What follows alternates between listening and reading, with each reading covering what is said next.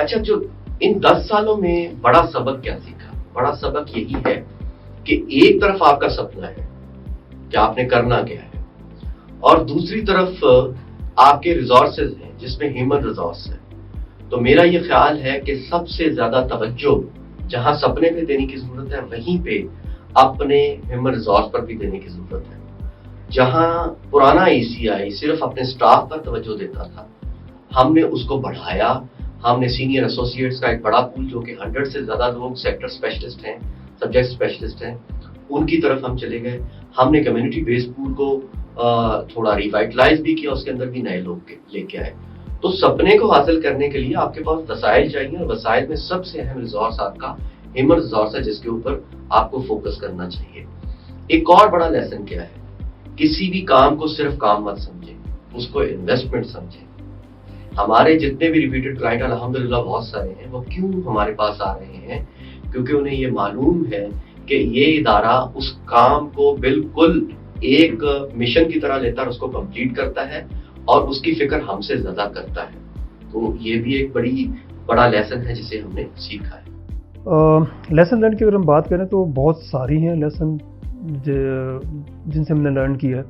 اور میرے خیال میں آپ جب کوئی بھی ایکٹیویٹی کرتے ہیں، کسی بھی کلائنٹ کے لیے کوئی پروجیکٹ جو ہے وہ آپ کو جب ایوارڈ ہوتا ہے اور کلائنٹ آپ کی طرف اپروچ کرتا ہے، اور جو ہم اس میں پروجیکٹ ایوارڈ ہونے کے بعد ٹولز اور ٹیکنیکس یوز کرتے ہیں اور اس کو بہتر بناتے ہیں، اور اس کے بعد پھر ہم اپنے ہی کیے کام کو خود سے چیلنج بھی کرتے ہیں، اس کو جو ہے وہ امپرووائز کرتے ہیں، اس کو اور بہتر بنانے ہیں، نیکسٹ ٹائم جو ہے وہ اس سے زیادہ اچھا تاکہ ہم کریں. بس جیسے لرننگ بائی ڈوئنگ کی بات کریں تو وہ ہم اس طرح کر رہے ہوتے ہیں.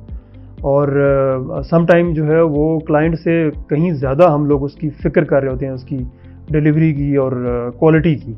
تو اگر کوئی کلائنٹ جو ہے وہ ایک دفعہ آپ سے کوئی کام کروانے آیا ہے تو جب وہ سیٹسفیکٹری لیول اس کا اتنا ہائی بار ہوتا ہے تو وہ کوشش کرتے ہیں کہ وہ بار بار آئے. تو الحمدللہ ہمارا یہ بڑا اعزاز ہے ECI کا کہ ماشاءاللہ ایک انٹرنیشنلی کوئی بھی ایسا کلائنٹ، مطلب ماشاءاللہ تقریباً UN کے سارے سیکٹرز میں ہم لوگ کام کر رہے ہیں، اوورآل جتنے بھی انٹرنیشنل ادارے ہیں سب کے ساتھ ہم کام کر رہے ہیں، اور کوئی بھی ایسا کلائنٹ نہیں ہے جس کی طرف سے آج تک کسی بھی طرح کا کوئی ایسا فیڈ بیک ہو جو ہمارے اگینسٹ ہو. تو میں سمجھتا ہوں کہ یہ ہمارا ایک طرح سے لیسن لرن بھی ہے اور ایک بڑی اچیومنٹ اور اکمپلشمنٹ بھی ہے. لیسنز لرنڈ یہ بہت زیادہ ہے، یہ تو ایک بہت لمبی لسٹ ہے لیسنز لرنڈ کی.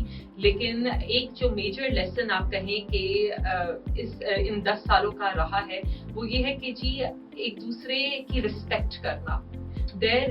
I don't think کہ ہم لوگ ایک اچھی آرگنائزیشن بنا سکتے ہیں if we don't respect each other in terms of جو ہم لوگوں کی آپ کہیں کہ کمٹمنٹ ہے to the organisation. I always believe کہ ایک بندہ کوئی بھی ایک ٹیم ممبر آتا ہے وہ جب تک آرگنائزیشن کے ورک ایتھکس کو، اس کی ڈیڈ لائنس کو، اس کی پرائیورٹیز کی رسپیکٹ نہیں کرتا وہ ادھر چل نہیں پاتا.